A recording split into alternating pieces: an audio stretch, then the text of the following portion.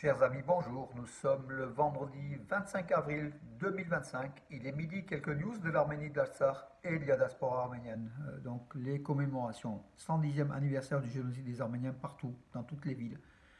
Ici à Valence, donc près de 800 personnes dans les rues de Valence, donc pour une commémoration.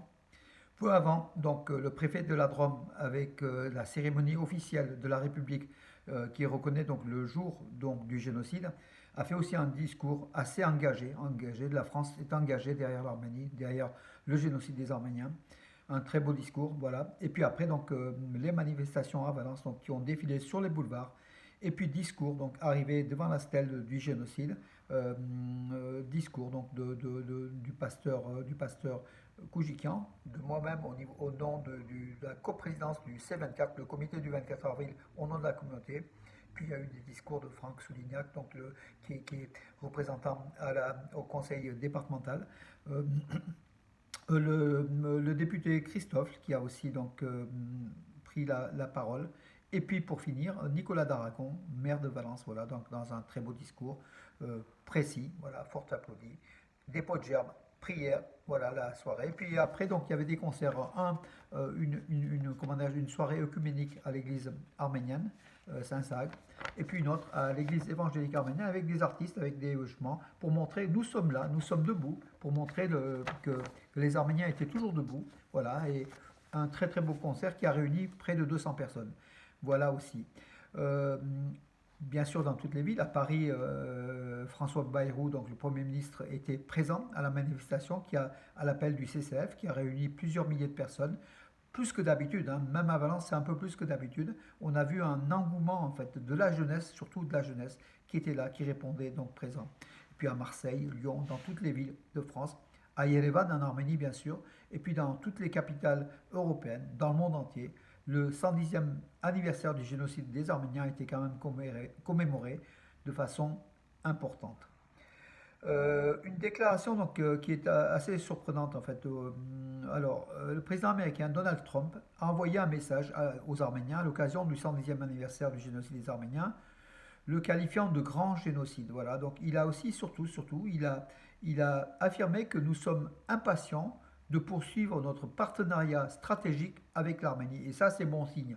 Si les États-Unis prennent au sérieux le partenariat stratégique avec l'Arménie au niveau militaire, hein, c'est une très très bonne chose. Ça avait été signé au tout début janvier, juste après, à quelques jours de la fin de l'administration du précédent, hein, de Joe Biden. Ça a été signé, en tout cas, le gouvernement de Trump prend à sa charge ce partenariat, cette signature entre l'Arménie et les États-Unis, partenariat stratégique, c'est très très bon, hein, voilà. De son côté, la Russie caresse aussi dans le sens des poils, hein, de l'Arménie pour essayer de récupérer l'Arménie dans son escarcelle, hein. Moscou, à propos du génocide des Arméniens, a affirmé, donc en Russie, ils ont toujours accepté la douleur du peuple arménien, frère, comme le leur. Voilà, c'est Maria Zakharova, la porte-parole du ministère russe des Affaires étrangères, qui l'a déclaré à l'occasion hier à Moscou, à l'occasion du 110e anniversaire. Voilà, donc le 24 avril marque le 110e, bon ça c'est, on le sait. En Russie, la douleur du peuple frère arménien a toujours été acceptée comme sa propre douleur.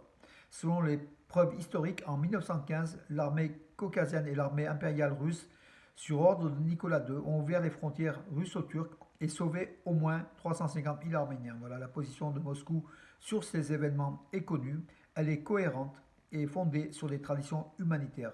Déjà en 1915, à l'initiative du chef de la diplomatie russe, Sergei Sazanov, donc des dirigeants de la communauté internationale qualifiaient ce qui était passé de crimes contre l'humanité. Donc la Russie, donc, bien sûr, donc, se porte aujourd'hui en leader de la défense du génocide du peuple arménien, en fait, du peuple arménien, et derrière reconnaît le génocide. Erdogan, de son côté, il a envoyé donc un message à l'église arménienne d'Istanbul, de Constantinople, un message qui affirme, qui dit, donc toujours pareil, négationniste, hein, il présente ses condoléances aux morts pendant les moments difficiles de la Première Guerre mondiale. Donc il y a eu des morts du côté arménien, il y a eu des morts du côté turc. Donc pour lui, c'est la même chose. Voilà. Il comprend la douleur du peuple arménien, du peuple ottoman, voilà. Et en même temps, il met les Turcs sur la même lignée, alors que les Arméniens ont été victimes des Turcs. Hein. Quand même, il ne faut pas inverser les choses. Erdogan veut inverser, veut mettre l'équilibre, veut dire que finalement, c'était un fait de guerre. C'était la Première Guerre mondiale. Voilà, ce qui s'est passé, c'est douloureux. Tous les peuples ont souffert. Négationnisme d'État qui se poursuit, hein, donc il n'y a rien à attendre du côté de la Russie. Alors en Arménie, Alan Simonian, le président du Parlement arménien, devant le mémorial du génocide, donc hier à Zizanagapet, à Yerevan, il a affirmé que le génocide arménien est une blessure profonde dans l'histoire qui résonne encore aujourd'hui avec la voix de la justice. Donc c'est une déclaration importante puisque le gouvernement Pachinian essayait du moins de minimiser la portée du génocide pour pas froisser encore, pour pas que la signature du traité de paix soit affectée par cela, et puis au dictat d'Ankara, hein, et de Bakou. Voilà, donc Alan Simonian a été un peu plus loin. Donc voilà, bon, après la confiance n'y est pas vraiment. Hein. Donc d'ailleurs, le Premier ministre arménien Nikol Pachinian, en compagnie d'Alan Simonian et du président de la République d'Arménie Vakhtang Ratchaburian, a visité une nouvelle exposition au musée du génocide à Yerevan sur l'esplanade de Dizanagapet. Dans les déclarations, toujours le message d'Emmanuel Macron, le président français, hier, en arménien et en français. Il a écrit, il y a 110 ans, débuté le génocide des Arméniens. Voilà, donc il a écrit en ce 24 avril, journée nationale des commémorations, souvenons-nous de toutes les victimes et gardons vivante la mémoire. Continuons à œuvrer au nom de l'humanité pour la vérité et la justice. Ni la Turquie n'est citée, ni les Arméniens. Donc, bien sûr, c'est à l'occasion du 110e anniversaire du génocide des Arméniens, mais j'ai l'impression qu'il veut aussi ménager la Turquie avec laquelle le gouvernement actuel français est en pourparlers par rapport à l'Ukraine sans doute, ou par rapport à l'armée européenne, on ne sait pas.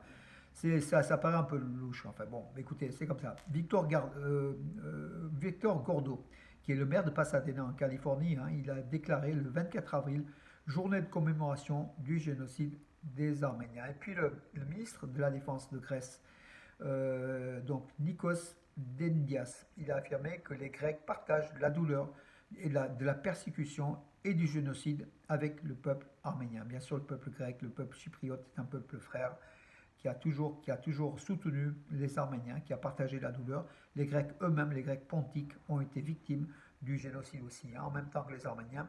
À peu près 600 000 à 800 000 Grecs du pont, du côté de la mer Noire, ont été victimes d'un génocide également. Également les Assyro-Chaldéens, bien évidemment. Voilà. Écoutez, je crois que j'ai fait le tour de l'actualité. En tout cas, elle était surtout axée sur le 110e anniversaire du génocide. Malheureusement, les médias en France ont été un petit peu, comment dirais-je, ont été très avares en images. Donc, quand il n'y a pas d'éléments donc de guerre, d'éléments sanglants, ça n'intéresse pas beaucoup les médias.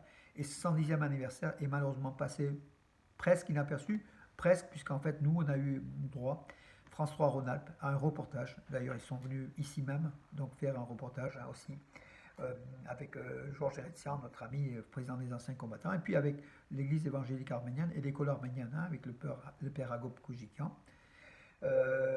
Voilà. Mais les médias dans l'ensemble sont restés quand même assez. Ici dans la Drôme, bien sûr, la forte communauté arménienne fait que les médias ont quand même évoqué largement.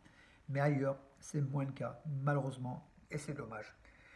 Voilà pour aujourd'hui, mes amis. Et puis, je salue aussi toutes les manifestations ici autour de Valence. Hein. Donc, Romans, Montélimar, Priva qui a pris une dynamique importante avec son maire Michel Vallat aussi, donc proche des Arméniens. Et puis l'association France-Arménie 07, hein, qui est aussi une association dynamique.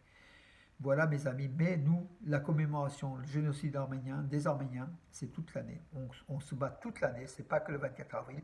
Mais il est vrai qu'il faut une journée pour être dans la rue. Et c'était le 24 avril. Et ça sera le 24 avril, avec plus de monde cette année que les autres années, dans toutes les villes, hein, j'ai l'impression.